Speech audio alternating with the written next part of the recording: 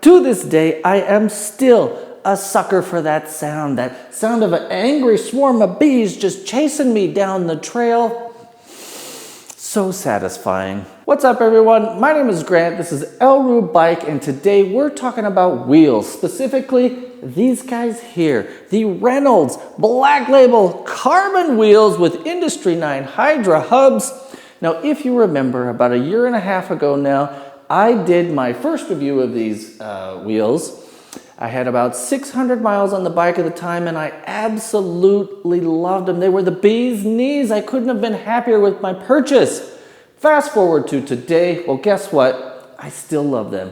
And in fact, I love them so much, I went and bought a second set that I have behind me over there. Let's be honest, when you have something that's new, that's precious to you, you tend to want to take care of it. You tend to want to see it in the best light. And for me, that meant keeping these bad boys clean. So what would I do? I would grab the garden hose, the bucket of soapy water, and I would go to work.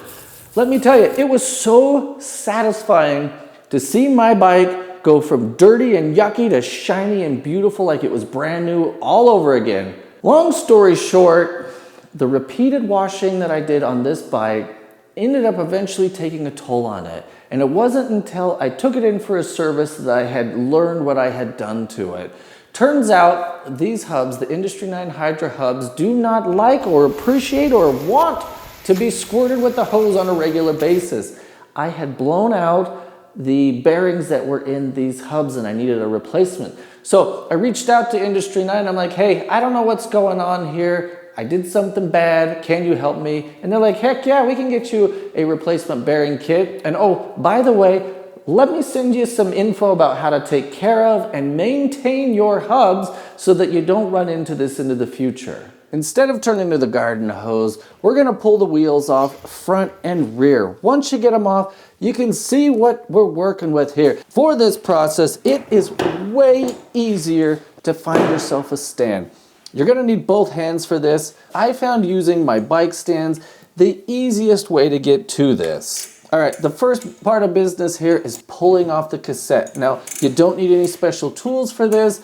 All you have to do is get a direct outward pull. Sometimes it takes a little bit, and that cassette will come right off. Just be careful you don't drop it. What you see here is the absolute mess that we're working with.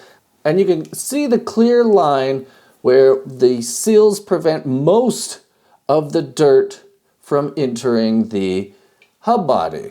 First things first, while you've got the cassette off, you want to check that spindle for play. Looking for any sort of wiggle back and forth, you definitely don't want that. Once you've got that done, just take your shop towel and just start cleaning out all of that excess grease that was in there and muck and gunk. Next, grab your favorite bristle brush and go to town. You're cleaning off all the stuff that you used to use that garden hose for. At this point, it's really up to you and your OCD just how crazy you go. I mean, it's never gonna be perfect. The most important part to have clean is inside there where the teeth are, where they interact with the paws. And here is a close-up of the bearings that I ended up ruining by continually blasting water inside there. It's interesting to see all of the little teeth that those paws end up connecting with. Apparently there's 679 of them. That's a lot. All right, so let's turn our attention to the cassette and the actual hub itself. Filthy, right? You've got a combo of trail dirt, you've got the seals that keep that out, and then you've got all that grease inside there. So what you're gonna wanna do, again, shop towels, bristle brushes are your friend. Now the important part here is there is dirt that matters, and then there is dirt that is not important. The dirt on the inside of the cassette, the stuff resting on the face of those teeth, it doesn't matter. What matters is cleaning all the dirt off those seals and then getting as much oil and gunk and grease off those paws and the little leaf springs underneath it as you can. The cleaner, the better with this. You're just introducing less contaminants. Again, this is a maintenance sort of an issue, not a clean issue, but they kind of go hand in hand. Interestingly enough, those leaf springs, you can pull them out. You can pull out the paws and the leaf springs underneath it if you really want to. I didn't. So at this point, again, just clean off the rest of the grease already, right? Now that we've got most of the important dirt, oil, these things are looking much different than they did previously. I mean, you can actually see the color of the seals, you can actually see the surface of the paws, the leaf springs. It's a pretty cool, intricate little thing. Now those teeth interact with all of the teeth on the receiving end of the hub. That's what makes all that ruckus that we like so much, right? Our next step with this, we've got two different types of lubrication that Industry 9 recommends. One is a free hub oil, the other is a free hub grease. I will link to them in the description. Again, you can find them on Amazon. What we're going to be using first is the free hub oil. Now, the red thing is a seal. That's what keeps the dirt out of your hub. So what you're going to want to do is oil that seal. Your goal is to give it a nice coating and to lubricate it so it doesn't dry out. As you can see, the cassette itself is not sparkling clean. It doesn't need to be. Next, we're going to move on to the paws and the leaf springs themselves. This is where we turn to the grease. Yes, ideally you would use a grease gun. I don't have a grease gun, so I get to use my fat fingers. It's as simple as taking a dollop on your fingers and you just start dolloping away. It's a balance between enough and not enough and too much sort of a thing. Just fill them up. I found it's easiest just to fill them up and then wipe off the excess. Once you get that done, you are now faced with the decision, do I want my hubs to be noisy, kind of noisy, or more on the silent side? Today, I'm doing an experiment and I'm gonna run these as silent as possible. So, if you want them silent, what you're going to wanna do is grease the teeth, and again, a grease gun works way better, but I don't have one. You're going to grease all of the teeth that the paws interact with. If you wanted this hub to be noisier, you could use oil instead. Wipe off the excess. Now, what you're going to want to do is carefully and straightly insert the cassette onto the spindle and give it a little spin until it clicks into place.